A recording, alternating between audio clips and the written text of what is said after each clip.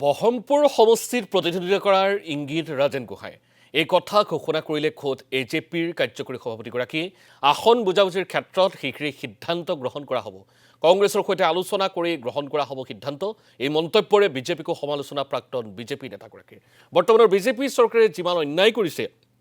কোনো এখন চৰকাৰে ৰাজ্যক ইমান অন্যায় কৰা নাছিল স্বাধীনতাৰ পাছত অন্য চৰকাৰে যিমান সম্পদ গঢ়িছিল এতিয়া সকলো বিজেপি চৰকাৰে ব্যক্তিগত খণ্ডক বিক্ৰী কৰি আছে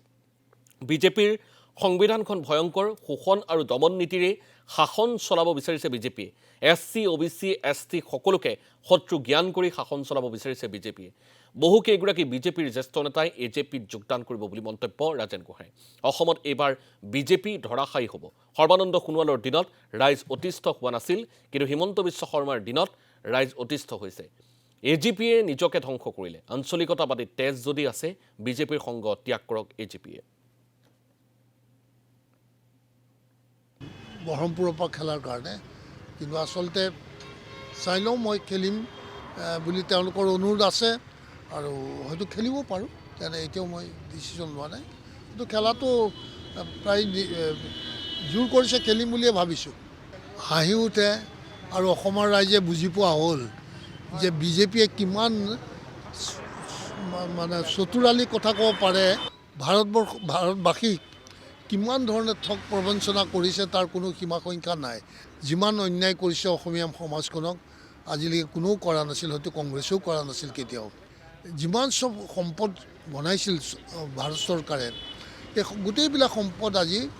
প্ৰাইভেটাইজেশ্যন কৰি দিলে ব্যক্তিগত খণ্ডক বিক্ৰী কৰি দিলে তে এয়া কি ন্যায় কৰিছে আৰু তেওঁলোকৰ যিটো বিশেষকৈ ভাৰতীয় জনতা পাৰ্টিৰ মনুস্মৃতি যিখন সংবিধান আছে সেই সংবিধানখনটো ভয়ংকৰ সংবিধান সেইখন সংবিধান দিয়ে বিশাল ভাৰতবৰ্ষখনক তেওঁলোকে কি দিশত লৈ যাম বুলি ভাবিছে এই বিশাল ভাৰতবৰ্ষখনত ওবিচি এছটি এছচি মানুহে ভৰপূৰ হৈ আছে আৰু তেওঁলোকে ক্ষুদ্ৰ বুলি ভাবে আৰু তেওঁলোককে শোষণ দমন কৰিব খোজে তেওঁলোকৰ মনুস্মৃতি সংবিধান দি সেইখন ভাৰতবৰ্ষত কিমান ভয়ংকৰ বিদ্ৰোহ হ'ব পাৰে চাওক কিছুমান মানুহে নিজৰ স্বাৰ্থৰ কাৰণে অলপ ৰৈ আছে এটা সময়ত হয়তো ধুমুহা বলিব তলে তলে বিজেপি বিৰোধী ঢৌটো বৰ ভয়ংকৰ ৰূপত আছে গতিকে এইটো সময় ইলেকশ্যনত নিশ্চয় তাৰ বহিঃপ্ৰকাশ হ'ব আৰু এইবাৰ বিজেপি ধাৰাশায়ী হৈ যাব তাত কোনো সন্দেহ নাই কিন্তু এইজনৰ দিনত মানুহ অতিষ্ঠ হৈ গৈছে আৰু মানুহ ভাবিছে যে মানুহ ইমানো বেয়া থাকিব পাৰেনে আৰু তেওঁক যিমান বেয়াকৈ আজি সমালোচনা কৰে সাধাৰণ মানুহে